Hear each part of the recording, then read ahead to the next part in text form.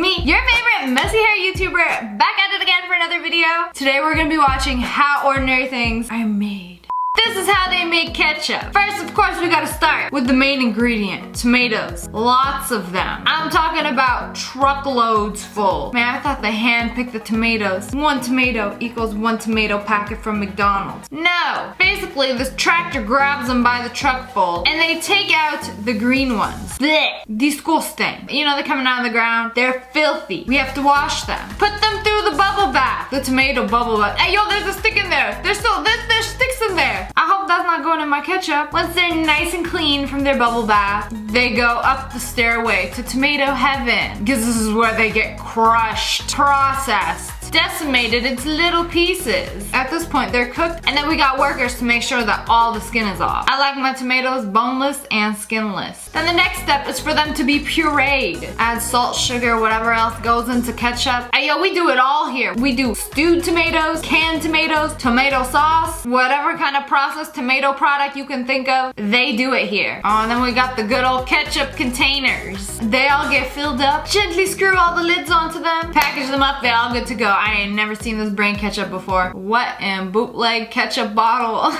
Ever wonder how they make potato chips? I bet you didn't think it was like this, like it's some cookie dough and they make a print and just pull off the crust, right? What? Oh, Pringles. You see, Pringles, they're processed. It's not just straight up cut some potato and fry it and then sprinkle the salt. No. First they start off with this giant roll of paper, and basically the Pringles containers start off as one very long container. Look, it's just one piece, and then they're gonna cut it into sections. Oh, there we go. There it is. Separate them. Y'all could have a 20-foot long Pringles container and didn't? Why they don't sell that at Costco? So instead of just chopping up some potatoes, frying them, they gotta make a potato dough, which is made of potatoes, flour, salt, starches, and all that other good stuff. Kind of reminds me of the same stuff they make those little smiley face tater tots from. Anyways, they lay the dough real thin and then make a potato print. It's like a Pringles cookie cutter. And they get rid of the excess, and the excess gets recycled, and they make even more with it, and they just keep repeating the process. And then it's just like tut, spits them all out. Ugh, uncooked Pringle. Blech. What, they let each chip bake individually? We got that kind of real estate here? They let these chips live in luxury as they're being born. They're all taken care of, went to private school, except all the cracked and broken ones at the bottom of the container. So it measures them, packages them all up. Ooh, sour cream and onion, the best kind of chips. Shoves them into the cans, and then seals the bottoms. Looking like a can of Pillsbury croissants. But anyways, real potato chips aren't made like that. There are more potatoes involved, real ones. But you see, they are filthy. They're from the streets. So they get a bubble bath too, but in some very hot water. That also skins them alive. So the goal is to get off as much skin as possible. And then they go through the power washer. Like, y'all are still filthy. We're gonna make you into some delicious chips. It chops them all up, and then into the fryer they go. See, this is how I thought they were made. And then for the ruffle chips, they just go through like a ruffled cutter. It's got all the little grooves in it. And then once they're freshly fried, oh, imagine working at this factory and having to resist this freshly fried chips right in front of you. Oh yes,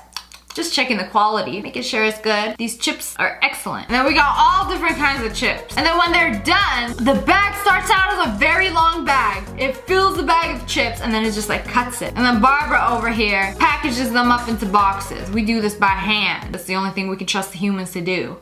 This is how they make bread. Nothing too crazy, you know, it starts out as dough, but it goes into an industrial mixer. It's like those Cuisine Art mixer things that every mother has gotten for her birthday. But industrial size. Makes hundreds of pounds of dough at a time. Oh, it sprinkles the flour so evenly so that the dough doesn't stick, and then it's pressed. Do you think the dough gets depressed when it's pressed? Oh, it's so smooth. They made it into the smoothest sheet imaginable, and then wait for it. They ain't making regular bread here. You see, this can go multiple ways. They lay it in this little formation, gently, like they're making a bed of dough. And then this machine cuts it into these little triangles, and then they get rolled up into croissants. Yes, ma'am, that's how they do them. All of them, so perfectly rolled. And then they all get their little bed where they will be baked in. Okay, bye. See you in the next life as a baked croissant. Oh my goodness, they came out so beautiful.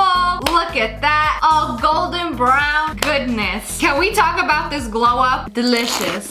How does Domino's make their pizza? So they make over 100,000 pizzas a day. There are 500 pounds of of ingredients in each mixing bowl. So they make all the dough in the factory fresh, and then they cool it before it's sent to the stores, but they don't freeze it. It's fresh. I can't say the same about the gluten-free though. And then when they deliver it to the stores, they take it out, coat it in who knows what, tomato sauce. Hey yo, I said light sauce, and they'd be doing it like this. Sprinkle all that cheese on it, you know, sometimes if you're lucky, you might get a fingernail clipping because they don't wear gloves. Like, what do you gotta scratch real quick while you're mid-pizza making? I know I would, and then I would go back to making it. Just saying. I try not to think about these things while I'm eating the pizza though. But yes ma'am, wabam, that's how they do it.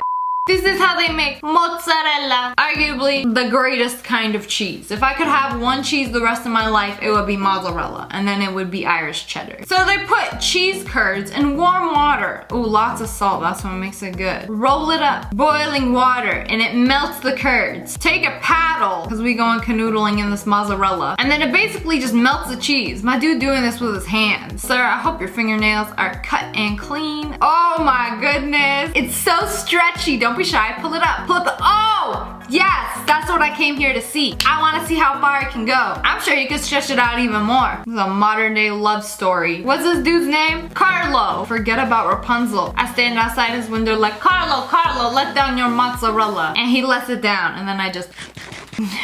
This ain't the mozzarella I get from the Costco. Why can't I buy it just straight up like this? It's not that stretchy. I think because when it's warm. We're not wearing gloves. Yes, thank you for reminding me. Now I don't want it. The way he just like, oh, he made it into a ball.